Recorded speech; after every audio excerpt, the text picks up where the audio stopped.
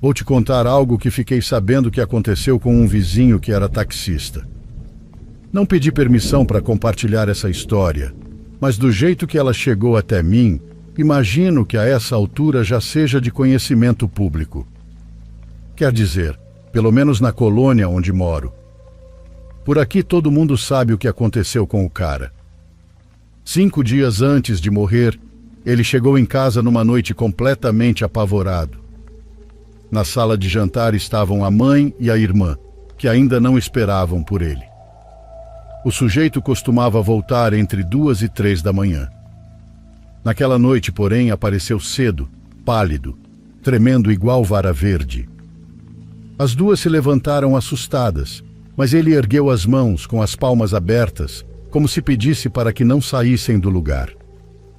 Puxou uma cadeira e sentou à mesa. A irmã ignorou o gesto. Quando tentou se levantar de novo, foi até a cozinha pegar um copo d'água com açúcar e deixou ao lado dele. As duas já estavam desesperadas, querendo saber o que tinha acontecido, mas ele nem sabia por onde começar. Primeiro pediu perdão às duas. Disse que tinha sido um péssimo filho e um péssimo irmão. Todo mundo sabia que ele andava metido em coisa errada, como costumam dizer as senhoras da colônia, mas ninguém imaginava exatamente até onde iam aqueles crimes. Nem no que ele trabalhava além do táxi. Ou talvez usasse o táxi justamente como desculpa. Então ele começou a confessar tudo. Disse que roubava. Que enganou uma mulher dizendo que venderia o carro para ela, pegou 1.000 conto na época e desapareceu. Meses depois viu numa notícia que aquela mulher desesperada havia se jogado na frente dos carros. Também admitiu que assaltava passageiros dentro do táxi, principalmente turistas. Levava as vítimas para um morro afastado e as abandonava sem roupa. Talvez você tenha ouvido falar de uma notícia antiga sobre algumas pessoas encontradas mortas, congeladas e sem roupas. Pois foi ele quem fez aquilo. A mãe chorava desesperadamente, implorando para que ele parasse de falar. A irmã recuou alguns passos. Não dizia nada, mas estava em choque. Mais tarde ela mesma contou. A gente sabia que ele era bandido, mas nunca imaginou que tivesse ultrapassado limites tão absurdos. Ele continuou confessando outros crimes, golpes, assaltos e assassinatos, como se estivesse diante de um padre. A irmã ouvia abraçada ao próprio corpo, enquanto a mãe permanecia ajoelhada no chão, numa cena digna daquelas novelas mexicanas antigas. Nem vale a pena listar a quantidade de crimes que ele admitiu. Depois de um certo ponto, tudo deixa de impressionar. Só havia uma pergunta que ele ainda não tinha respondido. Por que estava contando tudo aquilo? Foi apenas depois de se confessar completamente que resolveu explicar. O táxi estava mal estacionado na entrada da casa. As portas da frente e do quintal tinham ficado abertas, e dali dava para ver os faróis ainda acesos junto com o pisca-alerta. Aquilo tinha acabado de acontecer. Provavelmente ele estava voltando de mais alguma coisa errada. O centro fica perto, mas era preciso pegar estrada. Uma estrada longa, cheia de curvas e com um túnel extremamente escuro. O homem contou que alguns metros antes das curvas, diminuiu a velocidade. Eu conheço aquele túnel, e quando digo que ele é escuro, é porque realmente dá medo atravessá-lo. Antes da entrada do túnel, à beira da estrada, havia uma mulher levantando os 2 braços e balançando-os rapidamente de um lado para o outro, pedindo carona. Ela chegou a sair do acostamento para obrigar alguém a parar. Parecia ter uns 60 e tantos anos. O taxista parou mais à frente, ligou o pisca-alerta e deu ré. Quando desceu para ajudá-la com as coisas, percebeu que não havia ninguém do lado de fora. Já começava a se assustar quando viu que a mulher estava sentada dentro do carro. Achou estranho ela ter entrado tão rápido, mas imaginou que talvez estivesse esperando havia horas por alguém que parasse. A mulher carregava um arranjo de flores que perfumou todo o interior do táxi. Foi isso. disseram a mãe e a irmã depois, quando contaram a história. Era esse o cheiro que Daniel trazia no corpo. Cheiro de morto. Melhor dizendo, cheiro de velório. O homem arrancou com o carro antes mesmo de perguntar para onde ela ia. Entraram no túnel. Mesmo com o farol alto ligado, a escuridão parecia engolir quase toda a luz. A mulher começou a falar, e ele tentou observá-la pelo retrovisor, mas parecia que os bancos traseiros estavam vazios. Aqueles 700 metros de túnel davam a sensação de que a última pessoa do mundo tinha apagado todas as luzes. Ela disse que ia para algum canto do outro lado da cidade. Que idiota fui em dar carona para ela, pensou. Quando saíram do túnel, a mulher já havia colocado um véu sobre o rosto. Talvez estivesse indo ou voltando de um funeral.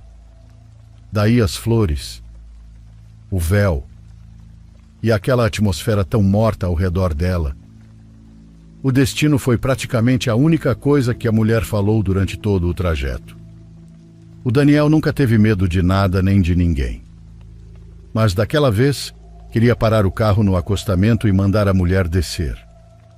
Só que estava apavorado. Sentia uma vertigem inexplicável. Tudo o que queria era chegar logo ao destino. Sempre que olhava pelo retrovisor, a passageira permanecia imóvel, passando longos minutos sorrindo sob o véu. Você provavelmente já imagina como essa história termina. Que a morte entrou no táxi. Que ao chegarem ao destino, um cemitério, a mulher desapareceu. Mas não foi exatamente assim, meus colegas. Eles realmente chegaram a um cemitério. A mulher pagou a corrida e desceu normalmente. Na entrada, outras pessoas a esperavam. Lá dentro havia movimento como se estivesse acontecendo um velório ou alguma despedida. Ela fechou a porta e o homem arrancou com o carro. Enquanto observava pelo retrovisor a forma da mulher ficando para trás, percebeu que o arranjo de flores tinha permanecido no banco traseiro. Então parou e deu ré para devolver. Quando voltou até a entrada do cemitério, só a mulher permanecia ali. Os portões estavam fechados e, de repente, parecia que qualquer evento que estivesse acontecendo havia terminado.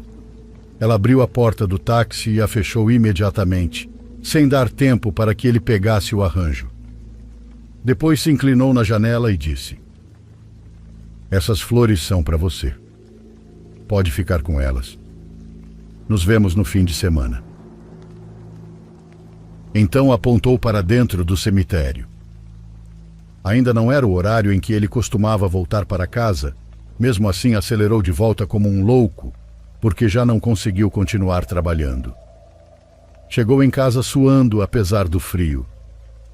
Estava pálido, morto de medo e em choque. Assim que entrou, pegou o arranjo de flores e jogou no lixo.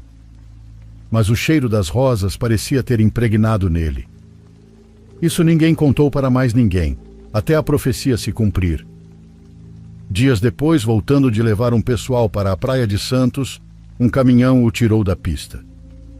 O carro caiu numa vala e bateu violentamente contra umas pedras. Foi um acidente fatal. E o mais estranho de tudo é que, apesar de ele ter jogado o arranjo de rosas brancas no lixo dias antes, durante o velório dele, aquelas mesmas rosas estavam no centro do altar. Murchas. Algumas destruídas. A cesta toda maltratada. Porque dias antes, quando descobriu que ia morrer, ele rejeitou as flores e depois as jogou no lixo. Obrigado por me ouvir, pessoal do diário.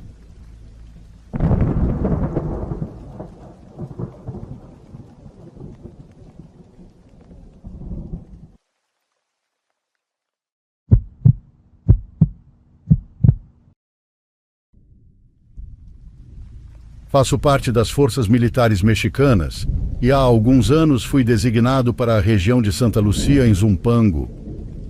O que vou contar aconteceu dentro da área militar, em um aeroporto antigo que quase não era utilizado e que já funcionava havia anos apenas para certas operações especiais. Eu trabalhava na manutenção de aeronaves, junto com outros companheiros, revisando motores, sistemas hidráulicos e diferentes partes dos aviões que chegavam à base. Naquela época, ficávamos vários dias seguidos dentro do complexo porque faltava pessoal. Disseram que muitos homens de outros turnos haviam adoecido por causa de um vírus estranho e que alguns estavam internados. Ninguém dava muitos detalhes sobre isso, mas para nós aquilo significava mais trabalho e também um pagamento melhor. Então, no começo, ninguém fez perguntas.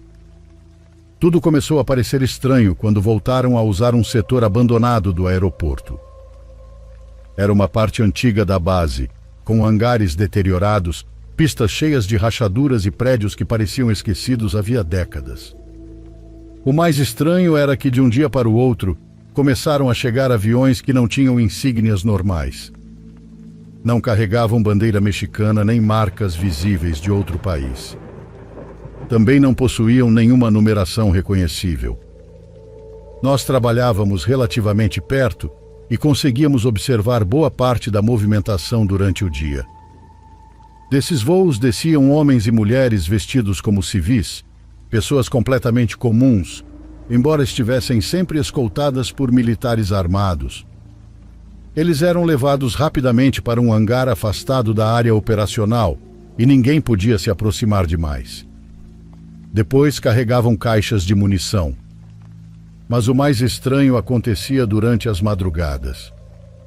Nesses horários, descarregavam caixas compridas demais para serem simples equipamentos militares. Nunca as deixavam perto de nós e sempre havia soldados vigiando ao redor. Numa madrugada aconteceu algo que mudou completamente a forma como comecei a enxergar tudo aquilo. Uma das caixas caiu do montacargas enquanto estava sendo transportada. O impacto foi tão forte que uma das quinas se abriu alguns centímetros.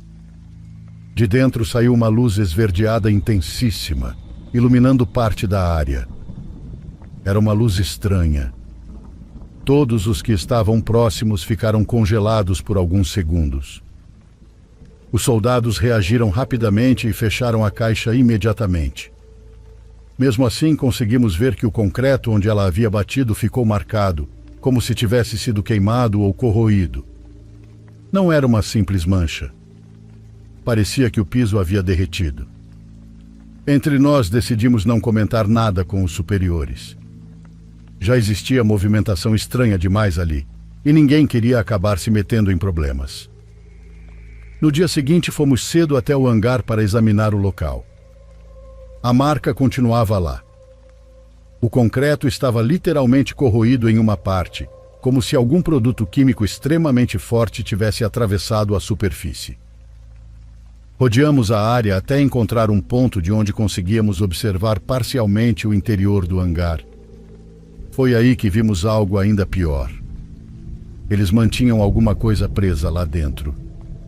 Nunca consegui enxergar completamente porque havia lonas e estruturas metálicas bloqueando parte da visão. Mas consegui distinguir várias mangueiras conectadas a um mesmo ponto. Essas mangueiras despejavam um líquido brilhante dentro de tambores metálicos lacrados. Também havia caixas blindadas, armamentos e munições empilhadas ao redor. Tentamos nos aproximar mais, mas quase fomos descobertos.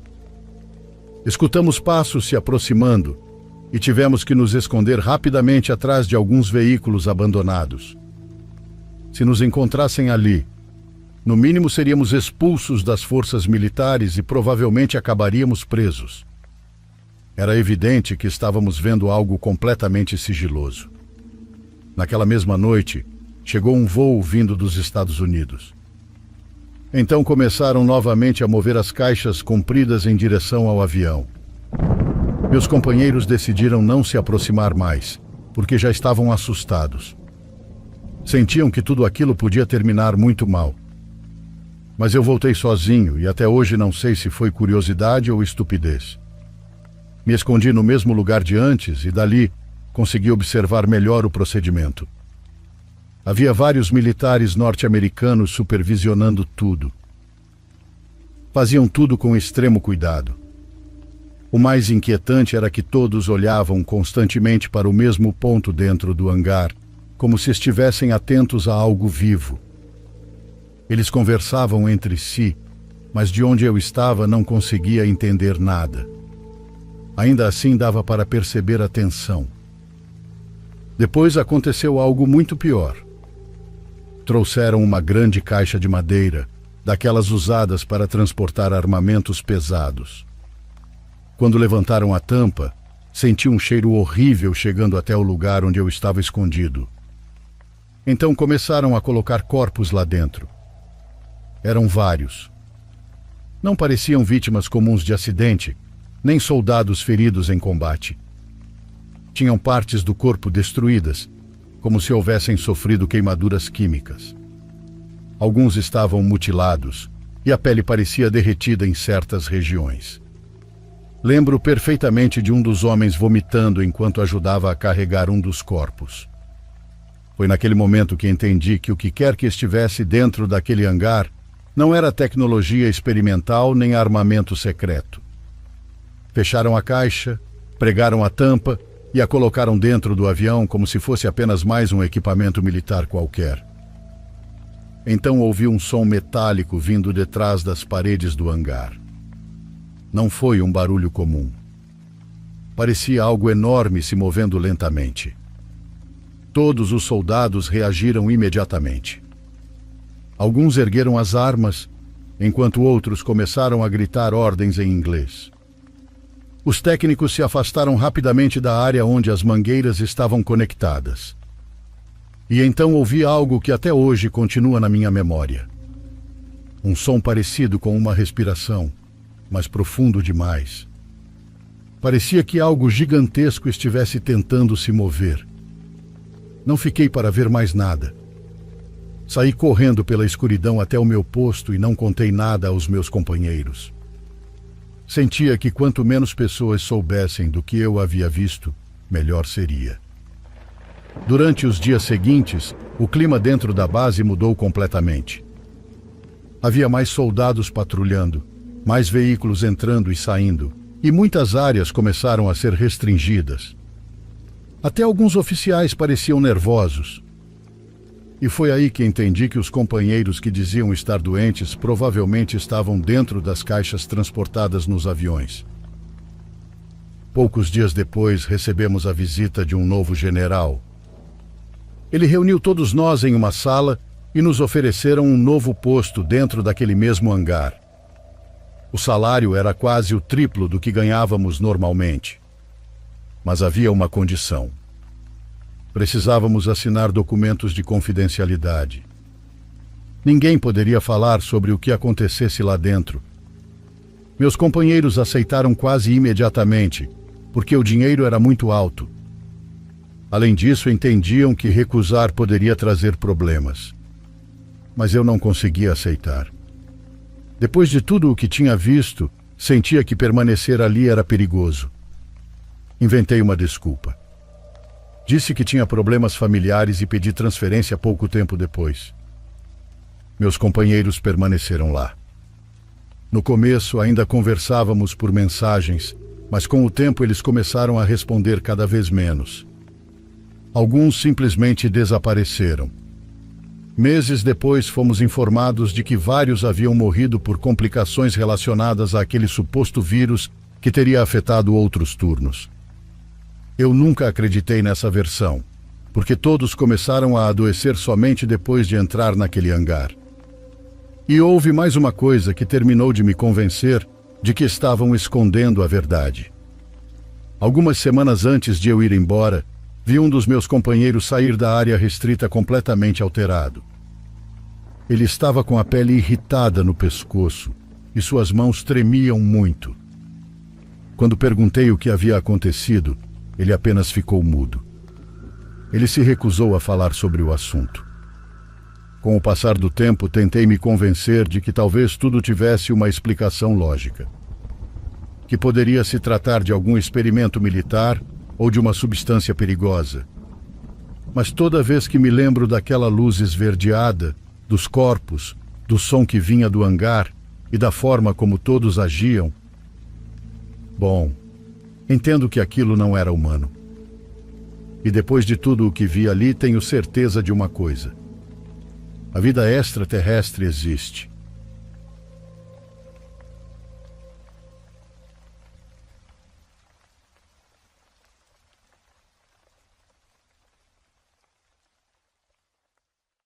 Por favor, curta e se inscreva se você estiver gostando.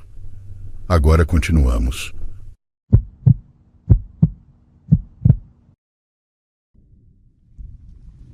Deixa eu contar sobre uma garota chamada Margarida, que foi minha amiga quando eu era criança.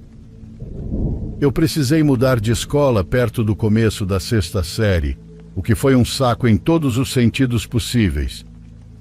Tive que me adaptar, fazer novos amigos e ainda sair da cidade para o interior, que naquela época pareciam 2 mundos completamente diferentes.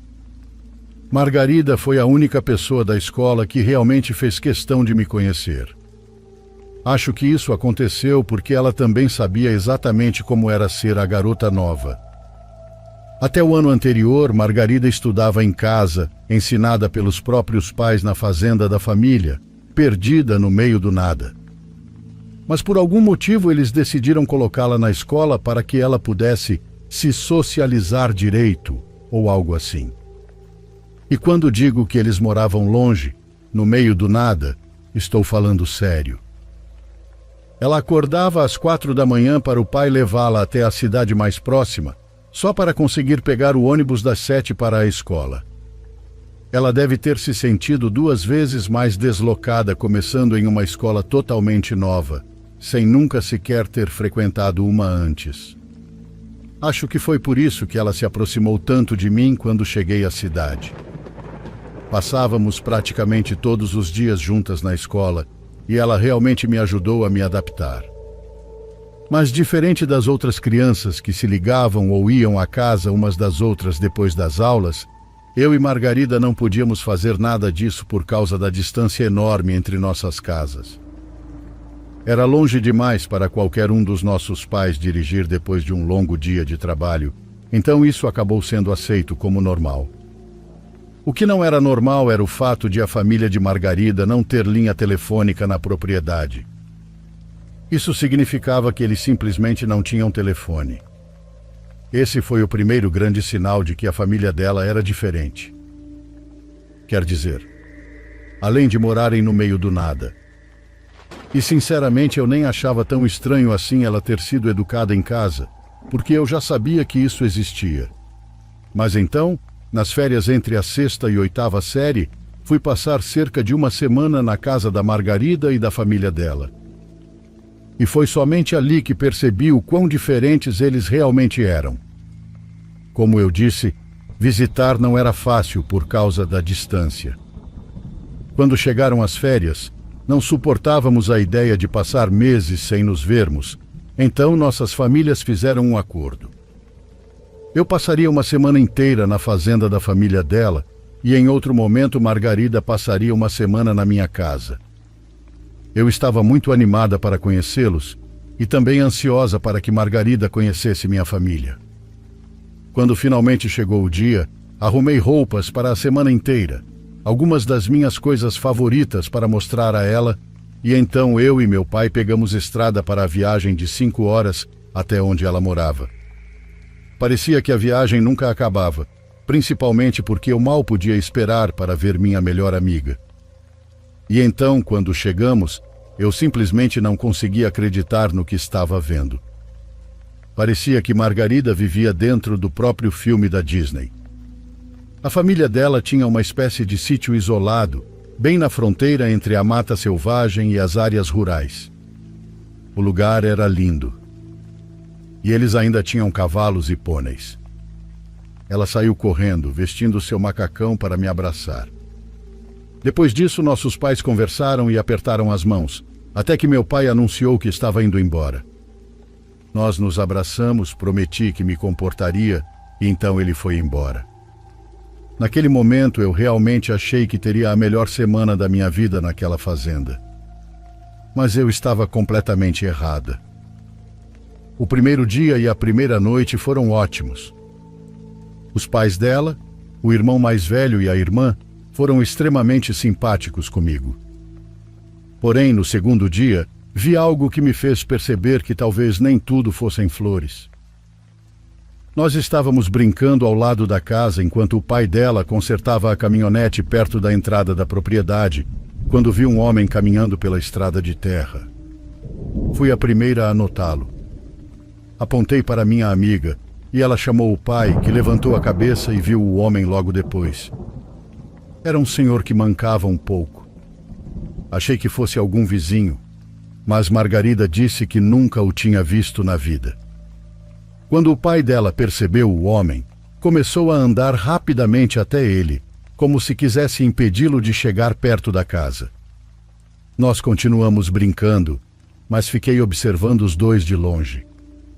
Não conseguia ouvir a conversa, porém fiquei olhando por alguns minutos, até que de repente o homem caiu de joelhos. Ele estava implorando por alguma coisa ao pai de Margarida, enquanto o outro fazia gestos irritados, mandando-o levantar e ir embora. Foi muito estranho. Até Margarida parou para observar, enquanto eu fazia várias perguntas que ela não sabia responder. Foi naquele momento que comecei a suspeitar que o pai dela talvez não fosse tão gentil quanto parecia. Ele nunca foi nada além de educado comigo, mas dali em diante as coisas começaram a ficar muito estranhas. Como quando encontrei um galpão nos fundos da propriedade. A família dela tinha um quintal enorme, que dava para uma área de floresta onde o pai e o irmão dela às vezes iam caçar alguma coisa. No terceiro dia, enquanto brincávamos no quintal, corri em direção ao galpão e ouvi Margarida gritar para eu esperar. Parei e me virei. Ela vinha correndo desesperadamente até mim. Quando me alcançou, explicou que não podíamos chegar perto daquele galpão específico, porque o pai dela ficaria muito bravo se nos pegasse ali. E preciso enfatizar. O galpão não ficava simplesmente no quintal. Ele estava escondido entre as árvores, tão longe que nem dava para vê-lo da varanda dos fundos. Então, quando Margarida disse que precisávamos ficar longe dali, acabou fazendo sentido para mim que o pai dela estivesse escondendo alguma coisa naquele lugar. Eu mesma não podia entrar na laje de casa, porque meu pai guardava ferramentas lá, então na minha cabeça infantil aquilo parecia perfeitamente normal. Mas hoje em dia eu não acredito que houvesse algo inocente naquele galpão. Muito menos ferramentas. No quarto dia o pai e o irmão dela saíram para caçar. Perguntei se iríamos comer o que eles pegassem no jantar, mas ela respondeu que não. Disse que eles raramente caçavam para conseguir carne. Comecei a fazer mais perguntas que ela não sabia responder, mas não pensamos muito nisso. Nós estávamos sempre brincando, rindo e falando sobre como seria a 7ª série. Então, mesmo depois de eu começar a notar certas coisas estranhas, havia distrações demais para eu realmente me assustar. Algumas horas depois, o pai e o irmão dela voltaram carregando 2 frangos daquele gigante e um tatu. Nós os vimos saindo da floresta enquanto brincávamos no quintal. E foi aí que notei algo estranho pela primeira vez. Eles não estavam com nada nas mãos. Naquela altura eu já tinha praticamente desistido de fazer perguntas, porque Margarida parecia não saber muita coisa sobre nada. Mas até hoje eu me pergunto, como diabos eles conseguiram pegar aqueles animais sem nada? Como o pai e o irmão dela conseguiram capturá-los com as próprias mãos? Claro, eles poderiam ter usado armadilhas. Mas os cavalos da família andavam soltos por toda a propriedade, então não faria muito sentido arriscar machucá-los. Mas isso era só a parte menor da estranheza. O que realmente chamou minha atenção foi o fato do irmão de Margarida estar com sangue e restos de carne espalhados ao redor da boca e do pescoço. Mais tarde o pai dela riu da expressão chocada que eu fiz e explicou que aquilo era uma espécie de ritual de passagem, algo que o próprio pai dele também havia feito com ele. Mas hoje sinto que aquilo tinha um significado muito mais sombrio do que me disseram. E nós nunca vimos a carne daqueles animais, exatamente como Margarida havia dito. O pai dela simplesmente levou os animais para o galpão proibido e fez Deus sabe lá o que com eles. Naquela noite acordamos com a irmã de Margarida gritando desesperadamente. O som me assustou, mas Margarida apenas colocou um travesseiro sobre a cabeça e disse que aquilo acontecia o tempo todo. Acontece que a irmã dela sofria de terrores noturnos muito fortes e mesmo depois de acordar, passava alguns segundos sem saber onde estava. Por causa disso, às vezes gritava coisas como: "Está aqui! Está aqui!" Foi exatamente isso que ela berrou na primeira noite quando o pai tentou acordá-la. Na segunda noite aconteceu de novo, mas dessa vez ela gritava: "Não para! Não para!" Naquela segunda vez tudo pareceu apenas triste. O jeito como ela chorava, o cansaço na voz dela, aquilo me deixou realmente mal. Mas acho que a coisa que mais me perturbou, e que ainda hoje considero a mais estranha e assustadora de todas, foram os potros. No quinto, sexto e último dia da minha estadia, o pai dela ficou extremamente ocupado ajudando éguas prenhas a dar à luz. Isso não foi uma surpresa total, porque Margarida já tinha me mostrado uma das éguas antes e dito que ela estava prenha. Mas aparentemente 3 delas resolveram parir ao mesmo tempo, o que acabou sendo um enorme desafio para o pai, o irmão e a irmã mais velha dela. Lembro de perguntar se ela estava animada para ter cavalinhos correndo pela fazenda, porque eles certamente seriam muito fofos. Mas ela apenas deu de ombros e disse que eles nunca sobreviviam por muito tempo. E como você já deve imaginar, ela não sabia explicar muita coisa. Disse apenas que aquilo acontecia bastante e que o pai sempre levava os potros recém-nascidos para o galpão na tentativa de cuidar deles, mas que eles nunca sobreviviam porque nasciam diferentes. Quando perguntei o que ela queria dizer com diferentes, ela respondeu que eles pareciam errados e que dava para perceber que não sobreviveriam. Então ela disse que alguns deles nem sequer pareciam cavalos. Depois disso, pedi para ela parar de falar. Só de imaginar aquelas criaturas nascendo confusas, sofrendo e sentindo dor já me dava vontade de chorar. Foi assim durante 3 dias. Nesse período, quase sempre éramos apenas eu, Margarida e a mãe dela dentro de casa. De vez em quando, o pai, o irmão e a irmã apareciam completamente cobertos de sangue e sujeira. Normalmente apenas para pegar água ou comer alguma coisa antes de voltar ao trabalho. Era horrível. Às vezes dava para ouvir gritos assustadores de cavalos ecoando ao longe. Então, quando chegou o 7º e último dia da minha estadia, eu estava mais do que pronta para voltar para casa. Lembro do meu pai indo me buscar e perguntando, durante a viagem de volta, se eu tinha me divertido. E eu simplesmente comecei a chorar. Quando consegui me acalmar, contei tudo para ele. Como a família era gentil, mas ao mesmo tempo assustadora demais. Meu pai ouviu tudo e no final ficou completamente sem palavras. Ele e minha mãe decidiram que eu nunca mais pisaria naquele lugar. E eles também ficaram meio estranhos com Margarida quando ela foi passar um tempo na nossa casa mais tarde naquele ano. Nós continuamos amigas pelo menos até o fim do ensino fundamental, quando minha família se mudou novamente. Infelizmente não conseguimos manter contato por mais de 1 ano, e hoje eu não faço ideia de onde Margarida esteja ou o que aconteceu com ela. Só espero que ela esteja bem, mas eu nunca, jamais, consegui esquecer todas as coisas estranhas e assustadoras que aconteceram naquela semana.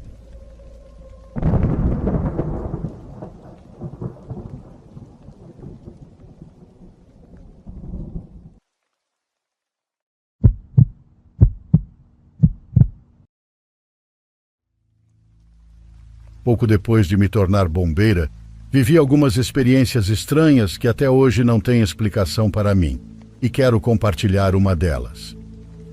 Trabalho em uma pequena estação de bombeiros aqui no interior de São Paulo. A verdade é que quando entrei há 3 anos, passei pelo básico de qualquer novata. Limpar botas, revisar os equipamentos usados nas emergências, lavar o caminhão e fazer todo esse tipo de serviço. Eu queria provar que era capaz de lidar com tudo e não queria ser tratada de forma diferente dos outros. Então fazia tudo o que mandavam e quase não fazia perguntas. A primeira vez que vi algo estranho aconteceu durante uma tarde tranquila, em que não recebemos nenhuma chamada. O comandante tinha me mandado revisar o armário onde guardávamos parte dos trajes de incêndio. Eu precisava tirar a poeira dos trajes, organizar as botas e verificar se não havia umidade que pudesse danificar os equipamentos. Era uma tarefa simples e entediante, algo que eu já tinha feito algumas vezes. O armário ficava no fundo da estação, perto da porta que dava para a garagem onde estavam os caminhões. Não era um armário pequeno, mas sim uma estrutura grande com portas metálicas onde os trajes ficavam pendurados. Abri a porta sem pensar muito e tive a impressão de ver alguém lá dentro. O armário não tinha iluminação interna nem nada parecido, mas com a luz que vinha do corredor consegui distinguir que alguém, ou alguma coisa, estava usando um dos trajes. Minha primeira reação foi me assustar e recuar, porque eu não esperava encontrar ninguém ali dentro. Depois pensei que pudesse ser uma brincadeira. Achei que algum dos meus companheiros tivesse corrido para se esconder ali e me pregar uma peça. Mas quando ergui o olhar, não vi rosto nem mãos. O que vi foi um dos trajes de incêndio em pé, perfeitamente ereto, como se houvesse alguém dentro dele. As pernas da calça tinham volume, a jaqueta estava preenchida, levantada, e os braços pendiam ao lado do corpo. O capacete estava inclinado para baixo, exatamente na posição de uma pessoa olhando para o chão. Pensei que talvez estivesse escondendo as mãos dentro das mangas, mas meu coração disparou e eu não tive coragem de perguntar quem era enquanto encarava aquilo. Forcei-me a respirar fundo e continuei observando para ver o que aconteceria. Então o traje desabou. Caiu no chão como se tivesse estado vazio o tempo todo. Não havia corpo algum ali, nem cordas sustentando aquilo, e não preciso nem dizer que não havia mais ninguém dentro do armário ou ao redor. Apenas aquele traje que deixou de ficar em pé e permaneceu vazio no chão. Cheguei perto devagar e ergui a jaqueta esperando encontrar alguma estrutura, uma corda ou qualquer coisa que explicasse como ele tinha permanecido ereto, mas não havia nada. Só o traje vazio. Porém, tem uma coisa. Ele estava muito quente, como se tivesse acabado de ser usado em uma ocorrência. Naquele dia não contei nada para ninguém. Fiz meu trabalho em silêncio, fingindo que não tinha visto nada, embora não conseguisse tirar aquilo da cabeça. Durante 2 semanas nada voltou a acontecer. Continuei com minhas tarefas, os treinamentos e os atendimentos das ocorrências. Eu estava aprendendo muito porque todos os meus companheiros eram bombeiros experientes. Ainda assim, toda vez que passava diante daquele armário, algo dentro de mim ficava tenso ao lembrar do que tinha visto. Não era exatamente medo. Era mais uma sensação desagradável de expectativa, como se no fundo eu soubesse que alguma coisa estava esperando que eu abrisse aquela porta novamente. E era só questão de tempo até algo acontecer comigo. Era cedo, por volta das 7 da manhã. Tivemos uma noite tranquila e eu tinha conseguido dormir um pouco. Quando acordei, ainda faltavam algumas horas para trocarmos de turno, e o comandante me pediu para revisar os equipamentos porque havia previsão de tempestade e nesses dias sempre apareciam emergências. Fui até o armário com uma pequena lanterna, porque uma das lâmpadas do corredor estava falhando. Coincidência ou não, lembro que pensei naquele episódio em que vi o traje em pé. Foi um pensamento rápido, mas suficiente para me incomodar e me deixar nervosa por um instante antes de abrir a porta. Disse a mim mesma para parar de pensar nessas coisas e abri a porta de uma vez. O mesmo traje estava novamente em pé, com o capacete inclinado na minha direção, como se alguém lá dentro estivesse me encarando. Mais uma vez minha mente presumiu que fosse uma brincadeira, mas dessa vez eu não tive tempo de reagir. Assim que vi aquilo, senti um golpe tão forte que caí de joelhos no corredor, ainda segurando a lanterna. Foi como se alguém tivesse me acertado com toda a força bem no estômago, arrancando todo o ar dos meus pulmões. Comecei a me arrastar pelo chão tentando respirar. Não sei em que momento deixei a lanterna cair, mas a luz ficou apontada para o armário. E naquele mesmo instante, o traje desabou outra vez completamente vazio. O capacete bateu no chão e dessa vez eu pedi ajuda. Chamei o comandante com a voz sufocada, e quando ele e outro companheiro chegaram, me encontraram sentada no chão, ainda sem conseguir respirar direito. Não tentei inventar desculpas nem dar uma explicação lógica para o que tinha acontecido. Apenas contei o que vi e o que senti naquela manhã. Expliquei cada detalhe enquanto eles me ajudavam a levantar e me levavam até a sala de descanso. Esperei que rissem de mim ou que o chefe ficasse irritado por eu estar inventando histórias, mas todos me ouviram com expressão séria. Alguns foram verificar os trajes. Obviamente não encontraram nada. Mesmo assim, naquela manhã até a troca de turno, ninguém fez piadas ou comentários sobre o assunto. O comandante, por outro lado, não parecia surpreso. Parecia preocupado. Embora não tenha me dado nenhuma explicação, disse para eu ir beber água e descansar um pouco, porque ele mesmo cuidaria do equipamento. Desde aquele dia, ele nunca mais me mandou fazer manutenção naquele armário. Simplesmente passou a dar essa tarefa para outros, e eu comecei a guardar meu equipamento em outro armário. Se eu me oferecia para revisar os equipamentos, ele me mandava fazer outra coisa. E durante os últimos 3 anos, evitei direta e indiretamente aquele armário estranho. Até onde sei, nenhum dos meus companheiros teve um problema parecido ou presenciou algo semelhante. A base para mim é como um segundo lar. É meu local de trabalho e onde tenho grandes companheiros e amigos. Mas o mistério do que aconteceu naquelas 2 ocasiões ainda me incomoda. Perguntei a companheiros de confiança, pessoas que considero quase irmãos, mas eles também não fazem ideia do que seja. Obrigada a todos do canal por me ouvirem. Mando um forte abraço e, por favor, se cuidem.